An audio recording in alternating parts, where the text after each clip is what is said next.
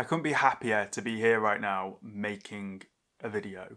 And, you might say, well, you've said that you really enjoy making videos, so shouldn't that be obvious? Shouldn't you be happy every time that you're making a video? It's just not the case, actually.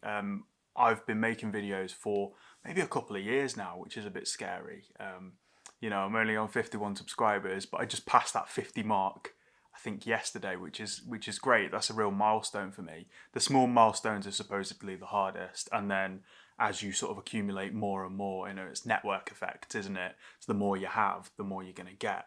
But yeah, over the course of making these videos, there have been times when I've really not felt like doing one. I'd be stressed in the build up to it because it was quite an intense process. So I'd be sitting there and having to follow this script, and I'd keep getting things wrong when I was filming, so I hated that idea. And now, today, I'm just happy to be filming because I am taking this more laid back approach.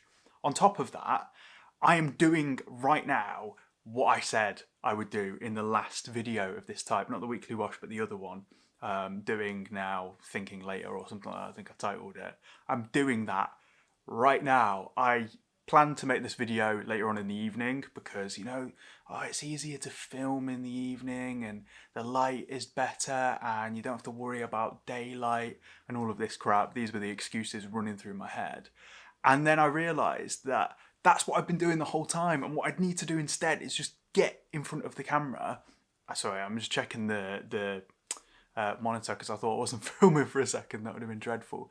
What I need to do is just get in front of the camera and do it and just film straight away. 5 videos a week that, perhaps on the most fine-tuned, perfectly scripted things in the world, sort of more laid-back videos like this, is way better than one video 4 weeks in a row and then taking a break because you don't feel up to it because it's stressful and scripting it is stressful. That inconsistency is what kills momentum.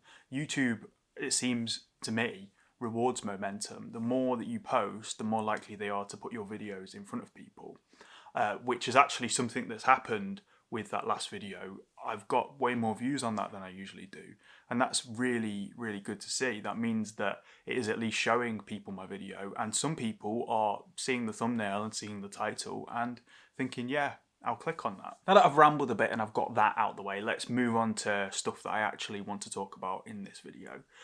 So I had planned to talk about Shuggie Bain, this great book. I stopped for a second there to try and find it on the shelf because I couldn't find the author's bloody name. It's Douglas something, but Shuggie Bain won the Booker Prize in 2020, at the end of 2020, whenever they reveal the results of the Booker Prize.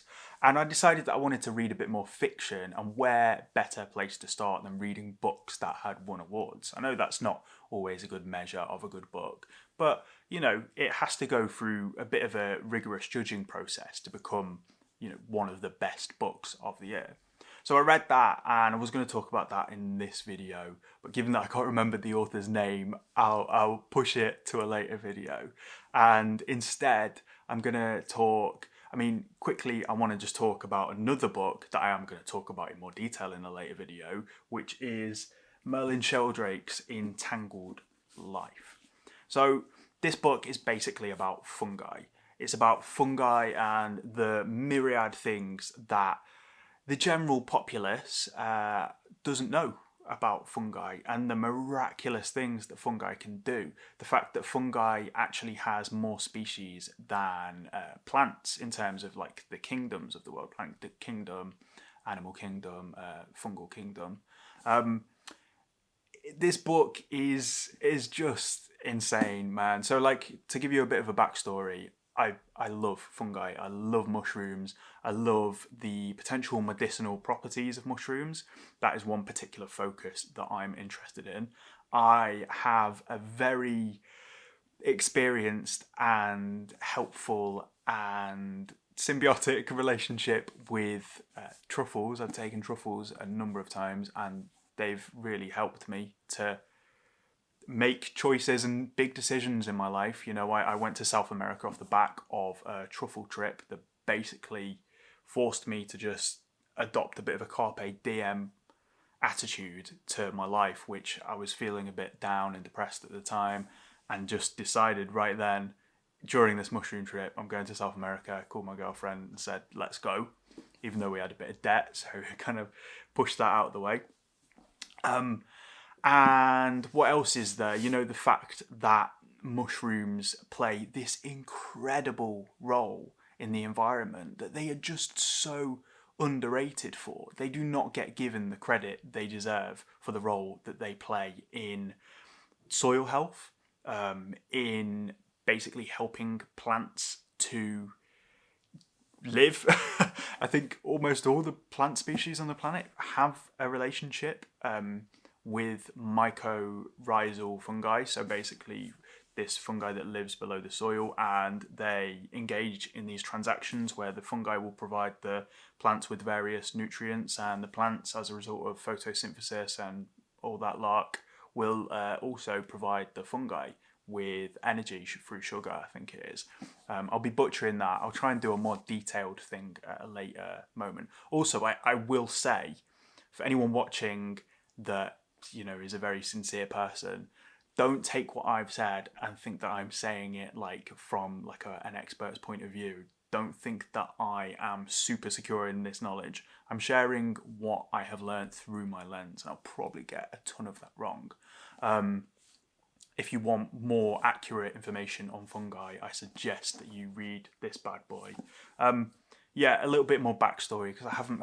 One time I went to Wales. I drove to Wales in my little van in the rainy, I think it was in the rainy autumn, and basically what it was a mushroom cultivation course. So we stayed in this sort of area of Wales where this guy owned a bunch of land and he had a little shed there, and he taught us how to cultivate mushrooms, really. Oyster mushrooms, shiitake mushrooms, I think, mainly. We cooked with mushrooms, we ate these delicious mushrooms, we tried some medicinal mushroom soups and stuff, like turkey tail soups, and it was really good, it was brilliant. So you can tell that I am, interested enough to do something weird like that. Funnily enough, I slept one night in this cabin, which wasn't technically allowed to be there because they didn't have planning permission for it, but they somehow got away with it. I slept in this cabin on my own. This big cabin filled with jars of these mushrooms, and I couldn't sleep the whole night. I think I had too much coffee, and I think I also could hear a mouse scuttling around, and I was on this sofa bed quite low to the floor, and I just had this horrible sort of feeling and worry about this mouse crawling all over me in the middle of the night, and I hated it. So I ended up staying up all night the first night, which subsequently led me to decide to sleep in my van the second night. And I'm talking a tiny Vauxhall combo that I had a lawnmower in. So there's not enough room for me to lie fully. So I'm there curled up with my head right next to a dirty lawnmower for the entirety of the second night, and I slept beautifully. I first became interested in fungi, maybe not first, but I guess it was the trigger, was listening to Tero Isokoplia. He's the founder of Four Sigmatic, these guys who make lion's mane elixir drinks. They also make lion's mane mixed with coffee. They're sachets that lion's mane is believed to have beneficial effects on the brain. So this isn't fully proven and stuff, but it is believed that it sort of helps out in neurogenesis, so the generation of new neurons, I think it is. I'm sorry if that's completely inaccurate. But I drink lion's mane very regularly, and I do find it helps. It could be a placebo effect, but I found it to help me with articulation and conversation. So that was the first jump off point, I think, as far as I can remember back. And then the second one was reading Peter Wohllebun's Life of Trees, Hidden Life of Trees. And in that he talked about this idea that trees were communicating with each other through the mycelium. Underground mycelium is the underground part of mushrooms. And that blew my mind. That absolutely melted my brain, because there were ideas like this fact that two trees would care. So there's this tree stump, and these two other trees who were fully living and stuff were basically funneling some of their nutrients through this mycelial network to this tree stump, keeping it alive, which is just mental. In terms of other interesting things with mushrooms, they taught them, someone in a study taught them to basically consume cigarette filters.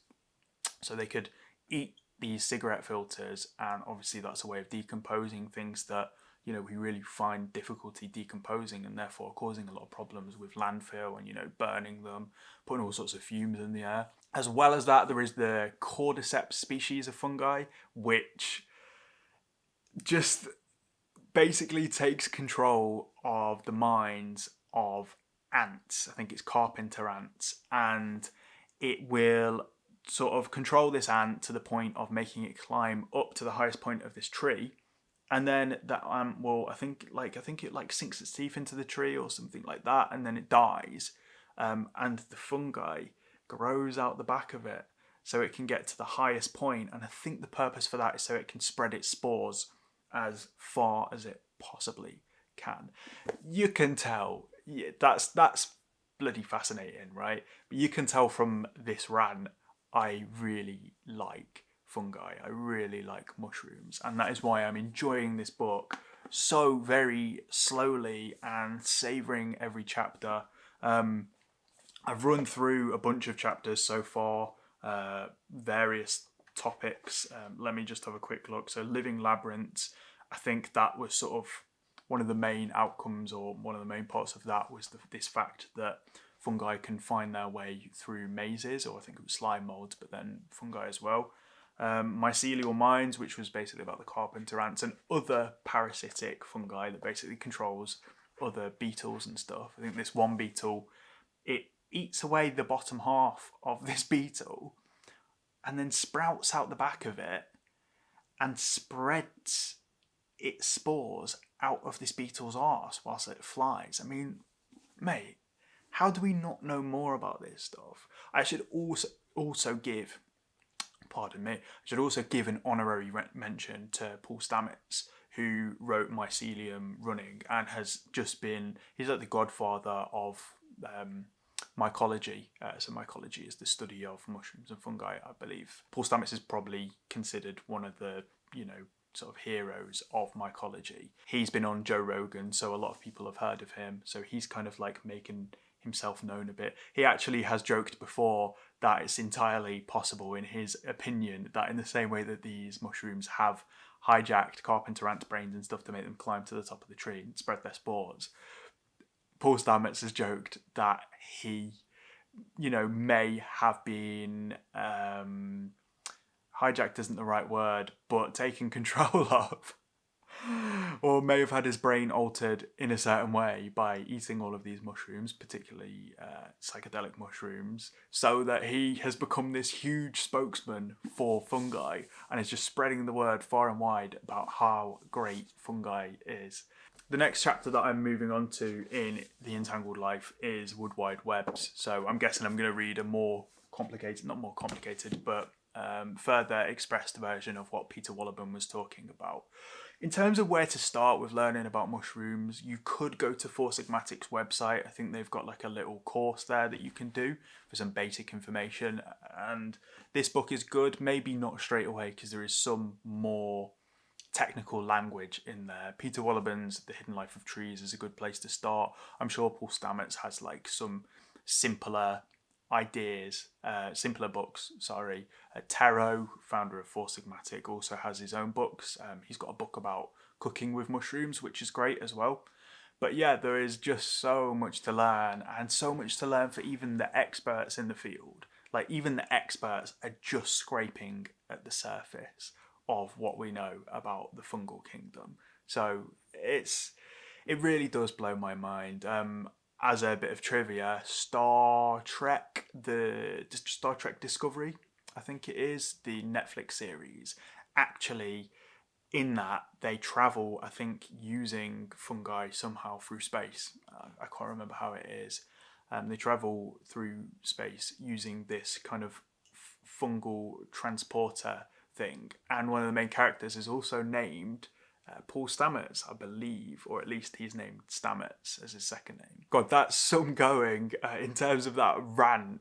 I feel like it sort of looks like I've just snorted a line of cocaine or had like a really, really heavy dose of coffee. I guess I just get a little bit rampant when I'm talking about mushrooms because I'm so excited about all of these possibilities. I don't know whether I'll actually talk about anything else now. I think maybe I might draw a line under it there. The only other thing that I guess I've thought about today is this thing of rhythm when you're reading books. So I find that when you read a book from a particular author and then you read a book from another author afterwards, there's this like there's this transition process where you move from one author's style into the next, and it can take a little while. And for that reason, I actually give all books, I try to give them like 100 pages. I'll give them 100 pages, and if I'm still not into it, then maybe I won't go for it. Maybe I'll set the book down. I made a video about sunk cost fallacy, by the way, which, you know what, I never do. I forgot what I think they're called, cards, where you put the thing up in the corner. Sunk cost fallacy is now up there somewhere. That video sort of explains what sunk cost fallacy is, but in a nutshell, it's basically when you've invested a lot of time into something that is going nowhere, and because you've invested a lot of time, you over ascribe value to it, so you feel like you just need to keep going rather than giving up, even though you're not getting better results. But yeah, this rhythm thing that I was talking about, it's more obvious when you're reading fiction books, I think, because fiction writers are a lot more stylistic than non-fiction writers, but also non-fiction books as well. So I'd taken about a week off reading The Entangled Life. I've just been reading Brandon Sanderson's The Way of Kings, and because I was in a faster way of reading, because that's the case with fiction, also fantasy fiction and big sort of books like that, you don't have to give as much attention to, so you can skip a word here or there and you're not going to suffer for it. But when you get back into this, the rhythm is completely different. It's a lot denser. You're taking more information per word into your brain. You miss a word in this book, bro, you're going to have to go back like a paragraph just to re-establish where you are. So yeah, it's just an interesting thought. I think I'll probably think about that a little bit further, and I've always thought how I would write and whether writers think about that. I mean, of course they do. Of course they think about rhythm when they're writing, but whether they are conscious about it. I'm not a very conscious person when it comes to creating things. I'm not very intentional. I don't make a video thinking, this will pull the audience's heartstrings here, or this will sort of make them angry, or this will surprise them, or this will give them a little teaser for what's to come. I just don't feel like I can do that. I'm quite an intuitive person. And I wonder whether that's a problem sometimes. I wonder whether thinking about it, it can't be that much of a problem, because there are plenty of artists who are intuitive.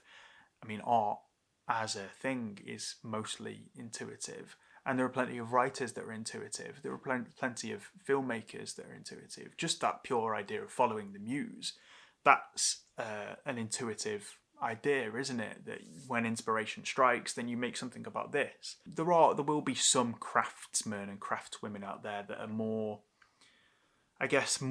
like they're working with a sculpture and they're carving each piece away carefully and they know what's coming and stuff like that. I'm just not that person. What do you think about that? Are you a creative person? And if so, how do you create? Are you intuitive? Are you a crafter? Are you quite focused on the technical details? Let me know. Send me an email. Comment below. I don't know why I make you add the extra friction. I'm going to finish up in a minute because I'm getting a little bit tired. I don't know why I add that extra friction of saying send me an email where you can just comment. Drop me a comment below to tell me how you work through your creative process, because I'd be really interested, because sometimes it gets me down a bit and I think, I can't consciously plan out a video to be perfectly attractive and perfectly hold someone's attention. And I sometimes worry whether that will hold me back ultimately from getting a subscriber base and a following like I would like to. That would hold me back from making truly good videos. Who knows? Like I said, drop me a comment to make me feel a little bit less anxious about that fact. But also because it's good to share, you know, when you know someone else does something a certain way, that makes you feel more at home in this world. And on that corny note, I'm going to end this video and I'll see you again either tomorrow or over the next couple of days. It will be soonish. Have a lovely day, have a lovely evening, have a lovely week, and I'll see you next time. Take care. Bye bye.